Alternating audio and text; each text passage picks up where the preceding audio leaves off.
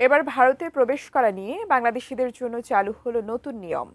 Passport ছাড়াই এখন থেকে তারা ঢুকতে পারবেন ভারতে।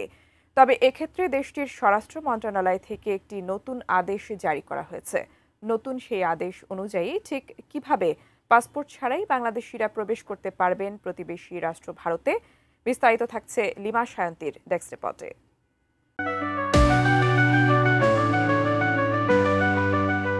বাংলাদেশ থেকে ধর্মীয় বিপত্তি এড়াতে ভারতে যাওয়া সংখ্যালঘু সম্প্রদায়ের সদস্যরা পাসপোর্ট বা অন্য কোনো ভ্রমণ নথি ছাড়াই সেখানে থাকতে পারবেন। শুধু বাংলাদেশ নয়, পাকিস্তান, আফগানিস্তান থেকে ভারতে প্রবেশ করা ব্যক্তিরাও এই সুবিধা ভোগ করতে পারবেন বলে জানা গেছে। সংবাদ মাধ্যমের প্রতিবেদন অনুযায়ী 1 সেপ্টেম্বর ভারতের স্বরাষ্ট্র মন্ত্রণালয় থেকে এই আদেশ জারি করা হয়েছে।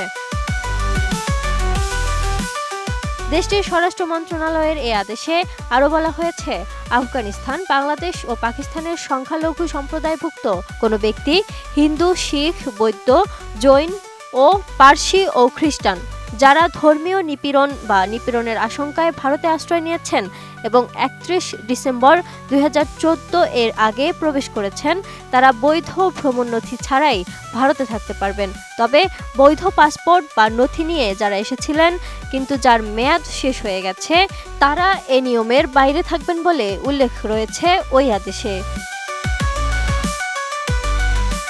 আর এই আদেশটি কার্যকর হয়েছে সদ্য পাশ হওয়া 2025 সালের ইমিগ্রেশন ও ফরেনার্স অ্যাক্টের অধীনে। আইনটি 1 সেপ্টেম্বর থেকে কার্যকর হয়েছে। এর প্রেক্ষিতে 2016 সালের পর ভারতে প্রবেশ করা অনেক মানুষ স্বস্তি পাবেন। যাদের এতদিন বৈধ পরিচয় নিয়ে অনিশ্চয়তা ছিল, স্বস্তি ফিরবে তাদের মাঝেও।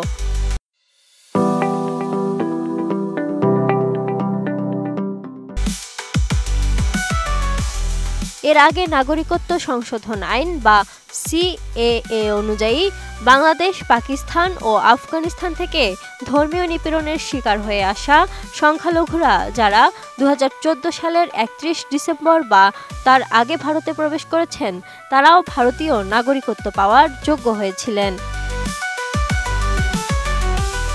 আদেশের 2025 অনুযায়ী নেপাল ও ভুটানের নাগরিকদের পাশাপাশি তিব্বতীরা যারা 1959 সাল থেকে 2003 সালের 30 মের মধ্যে কাঠমান্ডুতে ভারতীয় দূতাবাস কর্তৃক জারি করা বিশেষ প্রবেশ অনুমতিপত্র নিয়ে ভারতে প্রবেশ করেছিলেন এবং সংশ্লিষ্ট বিদেশি নিবন্ধন কর্মকর্তার কাছে নিবন্ধন করেছিলেন, তাদেরও একই ধরনের ছাড় দেওয়া হয়েছে।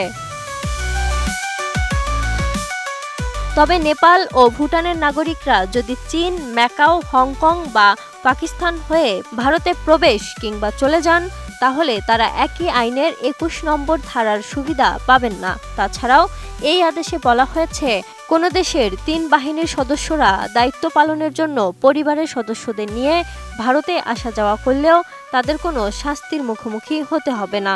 এছাড়া বিদেশি কূটনৈতিক পাসপোর্টধারীদেরও ভিসার প্রয়োজন নেই। Lima Sayanti, desk report, 18 news.